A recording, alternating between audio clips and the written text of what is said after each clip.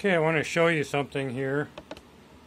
You know, when you make a lot of posts on Facebook and in the groups and stuff, it's very easy to get set in your own ways, and this kind of makes it so it's hard to keep learning. But I try, and maybe I'm opinionated sometimes, but when I post something to the groups, people tell me what they think, and that's a good thing because it educates me into realizing that I'm not always right. And so today, I never cared for this particular graver handle, and I never cared for this type of graver. But after I put up a couple posts and I started reading what people were talking about, I realized that this actually is pretty darn good. And so one of the members said they altered this by cutting a piece off, which I did. I took a saw, I took my jeweler's saw, and I chopped off the bottom so that it fits better in my hand. And then I took and I cut off a little bit of the tang part, and I ground this a little bit more, and then I came out with this. Get it in the focus here.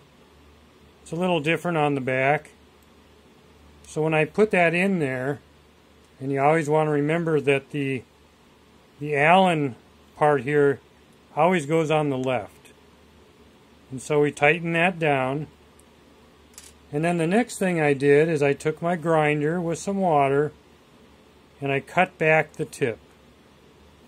And so it was closer to that, and I cut it back quite a bit, thinned it out on the front, which is really nice.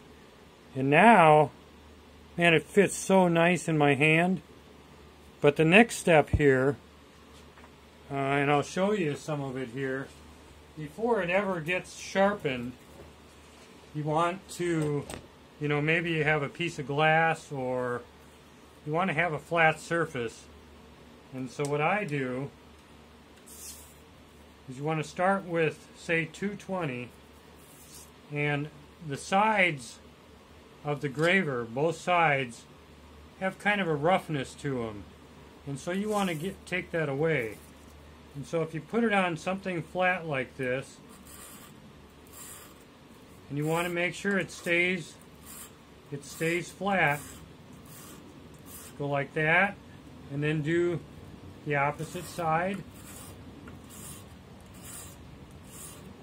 So that's 220, and then from there I go to 400.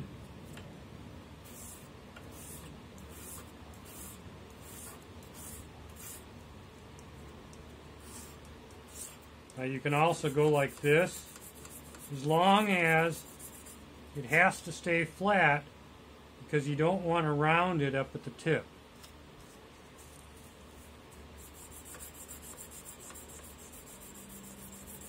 And so the goal here is to do this with several grits of emery paper until you get to where the side here is really smooth.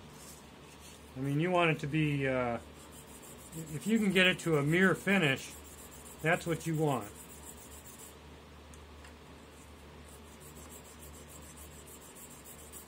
And that comes before sharpening it. So then I would, I have several here, 600, then it goes to 800, then I have 1200, and I have 2000, and I'll just keep doing this on this. It's a nice flat surface.